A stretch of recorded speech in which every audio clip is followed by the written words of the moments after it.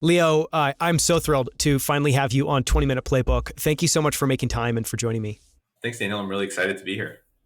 So, I always love to start with a recent fascination or obsession. My first question is, what's captivating your attention or grabbing your imagination at the moment? What are you thinking about? Yeah, I think, this is kind of cliche, but I think all of the generative AI stuff is really interesting. The ability to you describe something and you get a paragraph about it or a blog post or, an image or a video. I'm still not really sure where to invest there, as a venture capitalist, although that's an interesting exercise. But also just thinking about how fast that sector has moved over the last year or two, and trying to think about well, what will things look like in 5 or 10 years, right? Will we have podcasts, for example, or are you just going to have a bot that can mimic me well, that you can ask it questions and it'll answer better than I could or something, right? It's definitely an interesting area, and so I've been kind of playing around with some of the tools and reading about it, and it's been fun to go down the rabbit hole. Plus, all the generated art is really stunning. It's amazing. Yeah. It's either amazing or it's totally cringeworthy. But, that stuff you normally never get shared. Yeah, or creepy. Get shared. I want to ask kind of a one level deeper question, which is, I imagine this probably happens somewhat often as a VC, where you see some technology emerge. You have no idea how big it's going to get, how durable it's going to be, if it's going to be monetizable. Do you have a process or a way you approach thinking through those to determine if you want to invest in them or not? I think everyone has a bit of a different process. I would say I do like to chat with people in my network, especially, we're more of a generalist investor. We'll invest across a lot of sectors, but there's a lot of specialists out there. And so, for example, for something like generative AI, I can read some blog posts and go on Twitter, see what people are saying. But I can also try to find, 4 or 5 AI oriented investors in my network who probably have kind of a much deeper, more interesting sense of where things might go. And then I'll ask them for their thoughts, we'll kind of compare notes. And I think that's a good way to learn. I do think also reading and Twitter and, kind of playing around with the tools yourself is interesting. Yeah, that's a great way. Okay, moving on. You're one of 3 co-founders and general partners at Susa Ventures, where you've been part of some incredible investments, Flexport, Steady, Andela, Robinhood. The question that I wanted to ask, I'm going to ask a couple of questions around Susa Ventures, is if you had to compress down the common traits of the best founders you've worked with, what would those be? And how do you think about what those common traits are? I've tried to do some retrospective analyses on the investments we've made, and kind of try to figure out what made some of the ones that have done better. Was there something in the early days that predicted that? And I would say on the founder side, probably the 3 things we've seen that make a difference is, one is it's somebody that is great at inspiring people to work with them, right? And that could be charisma. It could be, maybe it's not charisma. Maybe it's you're in some sector that people are really, excited to be a part of, right? Maybe you're helping with education or healthcare or climate change or things like that. But just basically somebody that, because of either personal traits or traits about their company, they're going to have an easier time recruiting investors and employees and customers. So I think that's an important trait. I think another one is founder market fit, especially on the B2B side. What that means is, whatever product you're making, whatever, customer segment you're selling to, you have a little bit of experience with that segment. Maybe you would have been the ideal customer in a previous job. Maybe you've worked with the types of customers that you're targeting, or you understand the industry well. I don't think this is a requirement, but it's definitely something where you can avoid a lot of newbie mistakes in a sector if you have a little bit of experience in the sector. And I'd say the last one that's maybe a little bit more unusual is I think just not uncomfortable to, not afraid to do things that feel uncomfortable or foreign. Because I think especially for a CEO, the company changes so much between, one person and 1,000 people, and your job changes a lot. And there's going to be parts of it that you that you don't want to let go of, but you have to, right? Because maybe you write some code on day 1, you shouldn't be writing it on day 1,000. And on the flip side, there might be things that you don't want to do, maybe you don't want to fire people, you don't want to manage a big team or manage managers. And those are also things that you just have to be willing to be it's not comfortable or it's not something I love doing, but I just got to do it for the company. And so I think people that have that attitude tend to do a bit better. Yeah, it seems like that last one you cited is really helpful in terms of founders not being the bottleneck for their own company's growth, which is obviously going to be important. You don't want to, gate that any more than you need to. Switching over, if you had to try to compress down everything you've learned about making good early stage bets, because you guys are seed focused. So early stage bets on either founders, problem spaces, and products. What would those be? Are there any rules of thumb? Is there anything emerged from that retrospective? Yeah, I would say, It's a broad question, so my answer will be maybe a little bit higher level.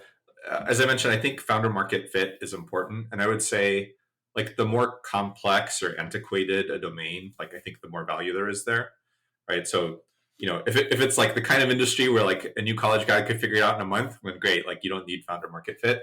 If you're, I don't know, selling software to power plant operators, or you're trying to launch some consumer product in another country, like you need to understand how people like buy things in that country, right? Or what kind of products they like, or how power plant operators like buy software.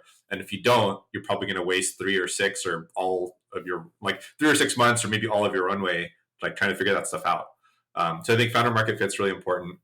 This is kind of a generic statement, but I think for problem spaces and segments, like you want there to be tailwinds instead of headwinds. And this is sort of like a kind of an obvious thing, but you want it to be like, hey, regulation is pushing for people to like adopt your product rather than stop buying it, right? Or you want something to be like kind of a space that people are excited to work in rather than they hate working in it. And I would say the last thing is, and this one's harder to find, I think something in the company should be exceptional and ideally kind of tied to the problem or the market that the company's going after, right? But like maybe it's a founder's ability to recruit, maybe it's their understanding of a space, maybe it's like the product is just incredible in some way that no one else has been able to copy. But I think usually there's something incredible about like really strong companies, even in the early days. Yeah, there's some area in which they like spike off the charts and in which they're just incredibly impressive. Yeah, that makes sense. So, I want to kind of flash back a little bit. You've been building Susa now. You guys founded it in 2012. You've been building it, for roughly 10 years. And so, I'm curious, what do you wish someone sat you down and told you before you decided to found Susa Ventures, a decade ago? And maybe said another way or asked another way, what are some of the biggest surprises that you've had to learn and overcome over the last decade? I think there's two that come to mind. So I'd say one is that you really don't have any agency, right? And so like it's very much like maybe in later stages where you have a board seat and you can vote on company issues, like you have a little bit more authority. But at seed stage, like you're kind of an advisor and you can give advice, and no matter how good or bad or like how much data you have to back it up, like the founder can just say like, well, I don't agree with it, so I'm not gonna like listen. And like sometimes the advice is like just a hunch, and so like it makes total sense for the founder to not listen. And other times you can say something like, oh, I've seen 30 companies do this, 29 of them failed, I don't think you should do this. And and the founder can still be like, well, I think I'm going to be one of the 30, like screw you. And all you can do is kind of like sit by and be like, well, I hope it works out. But I think that lack of agency was something that surprised me. And I think the other thing is just like the feedback loops are really poor, right? In the sense that for like a really good company, it might take them 6, 8, 10 years to like before the IPO or have a great exit. And along that journey, like you don't really know how it like, was this a good investment or not? And there's kind of short term indicators that might suggest if it was good or not, but like even those are pretty misleading, right? Like maybe somebody raises more funding, and so that seems like a good sign, but that doesn't mean anything about long term success. Like the company could still fail. And so it's just very hard to kind of fine tune your own ability to like pick companies, figure out like what's good and what's bad and what to look for and what not to look for. So I think that was kind of a surprise. Yeah. On the agency side, it's fascinating observation. I haven't heard anyone, kind of state it quite that way. Has just experiencing that, I don't know, friction or inability to try to shape things a little bit more actively, made you all think about trying to get a board seat? Are you just philosophically opposed to that? I mean, has that made you question doing more to try to have more agency, or is it just more accepting? Nope, it's just part of how it works. Yeah, I think it's probably more accepting and being zen about it. I mean, because the truth is like, in the end, it's the founder's company, right? And so like, I don't like, unless there's fraud or something, I don't really feel like it's my place to be like, hey, you want to take a product in this direction, I'm going to overrule you and you go in that direction. Like, I don't, so I'm not really interested in board seats from that perspective. I think if anything, like one is it's made me a little bit more zen about, like I said what I said. I tried to give whatever data I could, and then now it's out of my hands. And then I think the other part is like just trying to find ways to be more compelling, right? Maybe it's presenting more data, maybe it's connecting somebody to like another founder that did something that worked or didn't work before, that the founder's considering, stuff like that. Okay, I want to switch it up and talk a little bit more about just your day to day. I know you work incredibly long days. You're mostly seated, just meeting with an incredible number of founders during the day. So one of the questions that I wanted to ask is what sorts of values or standards you bring to your work every single day, and what's important to you about how you show up, both for the founders and for your team at Susa Ventures. I mean, I'd say for me, like kind of honesty and integrity and like personal reputation are probably my top priority. Because I forget who it was. Maybe it was like the Charlie Munger or something that said, like reputation takes like decades to build and like seconds to ruin. So I definitely believe in that. I always want to feel like I'm doing the right thing or like I'm doing right by founders, by my team. So I think that's a top priority. I would say in terms of how I like to work with people, I try to be non-judgmental and just like kind of help wherever I can. And I would say like that's regardless of like if a company is doing well or poorly. And I think there's a few reasons for that. I think one is like honestly being judgmental doesn't really help, right? So like if you do something and I'm like that was stupid, like okay, that's not really going to improve the company from here on out. But I think also if you're not judgmental, like it creates a much better relationship, right? Where if the first time you tell me about a problem, I say it's stupid, like you're not going to tell me about the next 5 problems. But if you tell me about the first 1 or 2 and I'm like pretty easygoing about it, I'm like, well, what can we do to make it better? Then I think that creates a lot more trust and then like we can work together even more effectively in the future and just try to make the company more successful. And maybe the last thing I'd say is like this is a little bit like I don't remember the exact rules, but like there's like Asimov's rules of robotics, which is like robots can't hurt humans, they can't like hurt themselves, and I forgot what the third one was. And I think a little bit of that is like how I think about working with founders, which is like I think the company is the number one priority, which is like always just want to make the company successful because I think that makes everyone happy.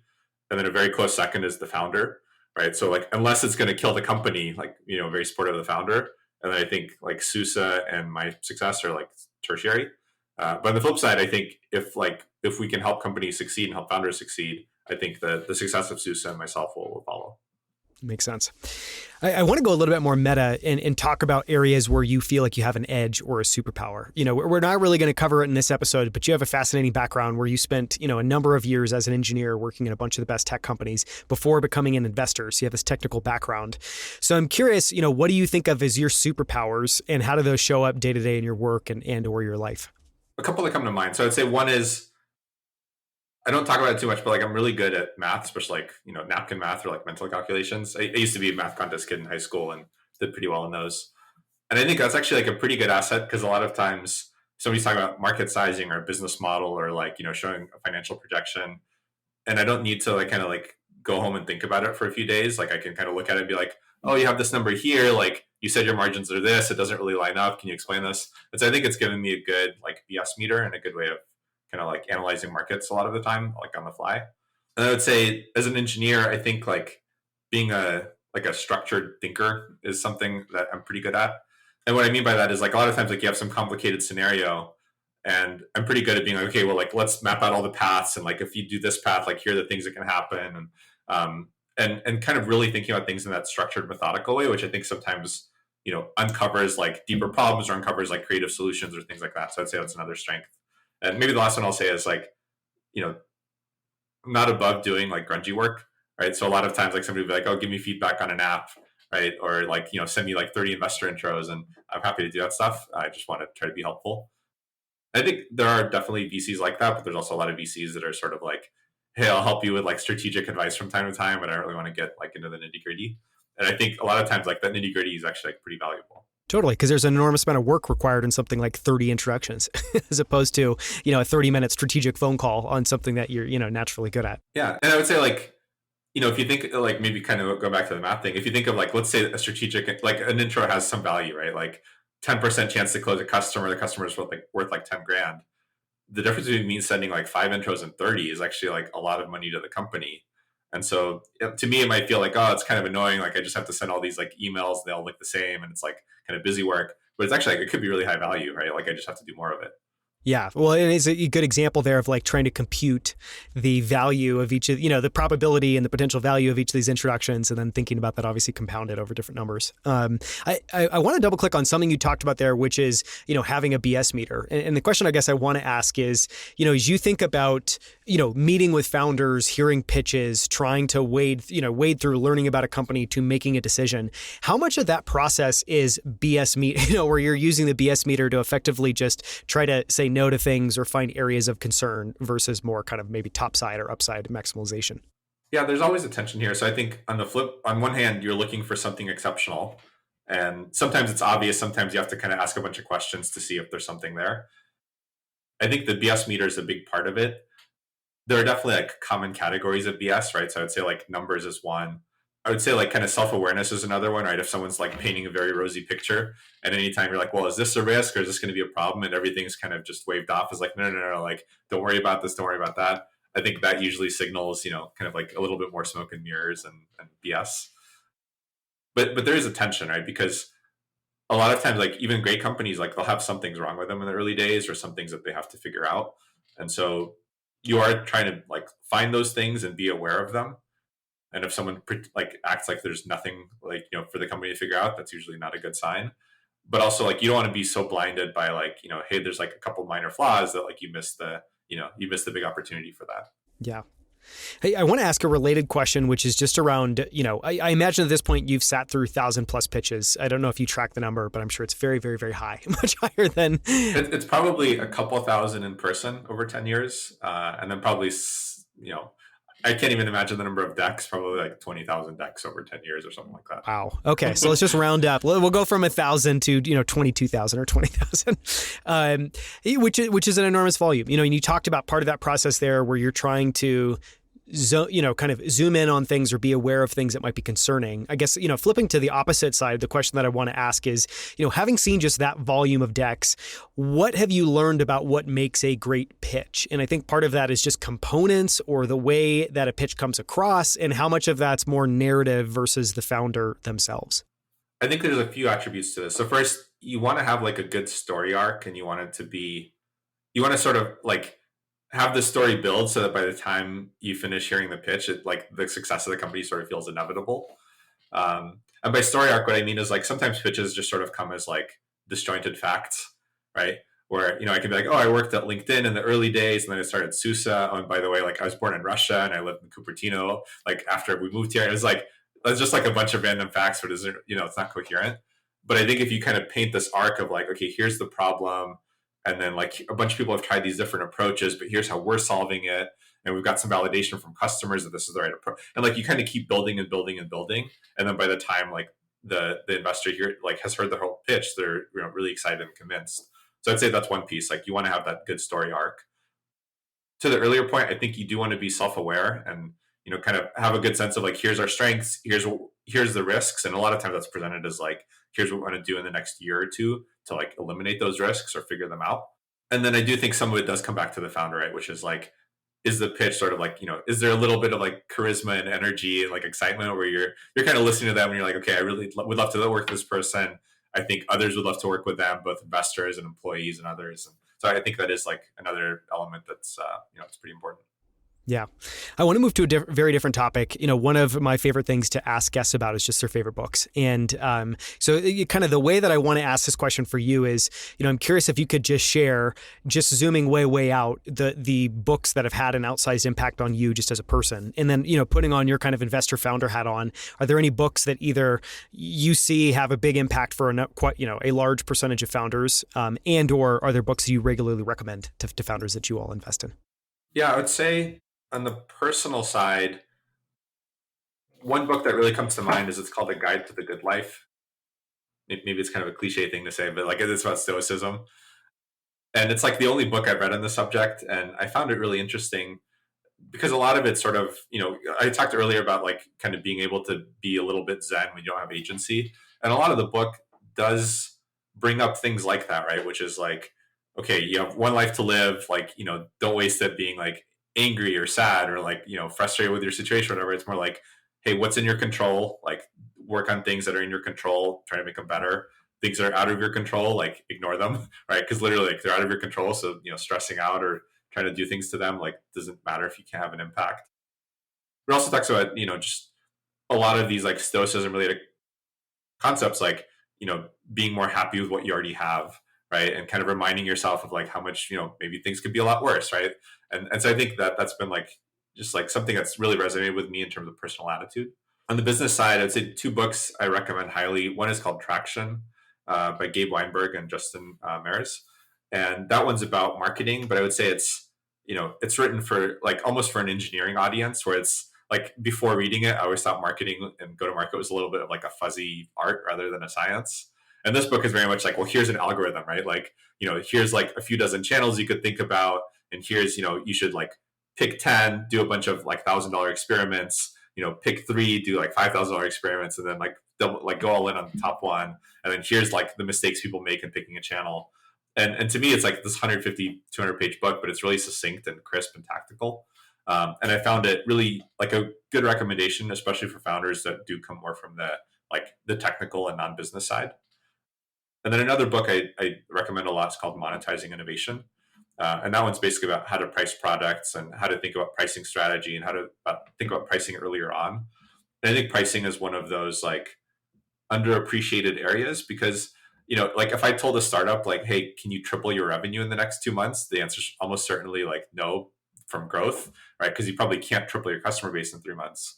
But a lot of times, like you could probably triple it in a few months with like smarter pricing. And I think that's not like a lever people think about a lot. And a lot of times like the pricing is like just wildly under optimized. And so I think this is a good book to introduce people to how to think about pricing, how to optimize it, how to get more value from customers while delivering a lot of value to customers. Yeah. Huge plus one there, just to thinking about pricing, because I think a lot of founders either don't think about it way too late, or think about it two dimensionally, meaning like it's, just like, is it monthly? Is it annual? Is it this price point? Is it this price point? As opposed to thinking in experiments and more three dimensionally. I want to ask a question around habits. And, the question I want to ask is, what tiny habit or practice has had the biggest positive impact on your life and your work? And this can be anything, including super small stuff like just reflecting each night, planning your day each morning. What comes to mind?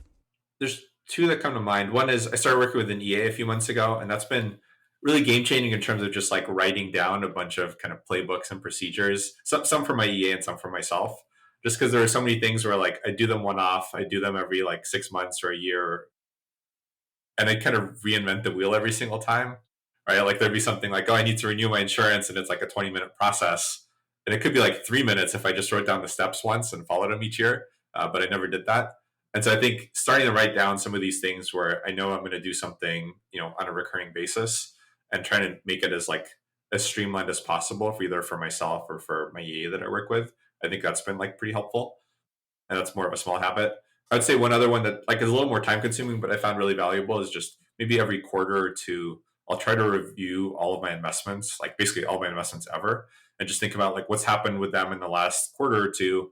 And is there like a new lesson I should be extracting there? And then, if there is, like, I'll try to write that down and kind of review those lessons from time to time. And I think that's helped me both, be a slightly better picker over the last decade, but also it's helped me like, have better advice for companies over the last 10 years, right? Because I actively reflect on like what works and what doesn't. And then I, incorporate that into when I talk to founders later on. Yeah, well, and that's a great example of like taking something where, to your point, the feedback loop can be just awful and happen over an 8 to 10 year period, and effectively forcing a feedback loop that's much, much shorter, and forcing yourself to reflect. Last question. If you could go back to the start of your career and whisper some words of advice, a reminder, anything, what would you tell your younger self? Well, this one's about the venture business, but I think it applies to a lot of other industries. I think there's like a lot of cargo cult thinking, if you've heard that term. I've not heard that term, actually. It was this really interesting term. I think Richard Feynman made it popular in like some commencement speech a few decades ago. And the gist was, and I might mangle this story, but like, I think it was during World War II, there were, like in some of the islands in the Pacific, you'd have US planes, fly by the islands, drop off supplies and then fly away. And, whenever that happened, like the native population of that island would see like somebody on the ground with like headphones kind of radioing into to a plane and being like, hey, drop off like some food over here. And after World War II, like the planes left, like the American troops left, And some of these like native populations, they made like headphones out of wood because they kind of thought like, oh, like if I just like speak into a device that looks like this, like I'll get food. But like that actually like that was sort of like the wrong lesson, right? It was like the superficial lesson. And I think there's a lot of that in a lot of industries, especially venture, which is like, oh, this is how things get done, or this is what someone successful did, so I'm going to copy that. But it might be that like, well, their success isn't from the thing you're copying, it's from like something else, and you're sort of like spending all your time copying the wrong things.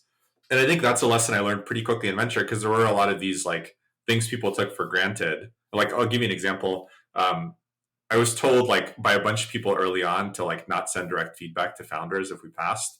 And the hypothesis, or like the thing everyone said, was like, oh, it gives you a lot of option value, because if you don't upset a founder today by telling them you don't like their company, maybe the next round like they'll still come back to you and like, you know, they'll let you invest and you can invest later on even if you miss something good.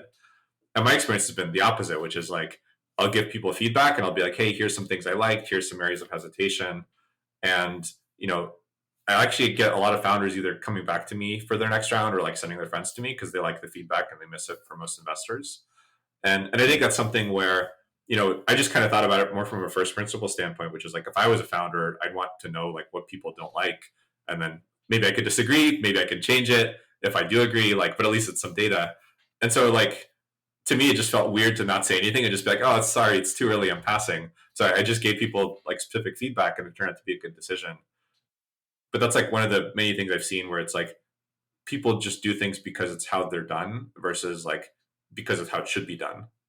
Do you have any hypotheses around why that's so prevalent in venture in particular? Like, is it because the industry is not that old? Is it because you have a lot of people that have very varied experiences trying to compare notes? I think because venture is such an outlier-driven business, it's, you know, like everyone's trying to learn from outliers, but the outliers are like very idiosyncratic, right? And like I've given this silly example a few times, but like you could look at the last 10 years and be like, oh, I should invest in any company with like a 4-letter German name, right? Because like Uber is like a $100 billion company, and like that's maybe more of like a cargo cult learning, which is like it's not like that's a superficial thing. That's not why Uber succeeded. But I think it's very easy to extract lessons from just like a few folks, right? Which is like, oh, like Fred Wilson or Bill Gurley, they backed like 5 unicorns or 10 unicorns, and everyone else struggles to find one. And so whatever they're doing, I'm going to copy. And like maybe you're right, maybe you're not. But I think if it was less power law driven and less outlier driven and more like methodical and data driven, you could probably just look at the data and be like, oh, I should do this because like 80% of companies that succeed like do that, like want this, and I shouldn't do that because of the opposite. But because it's so outlier driven, like I think it's very easy to just overgeneralize from like really small samples. Totally. And it's really hard to your point earlier, there's lots of lessons you can learn that are the wrong lessons to take away from whatever particular data point or story, happened. This has been so much fun. Thank you so much for coming on, Leo. I really appreciate it. Yeah, it was a blast. Thanks for having me.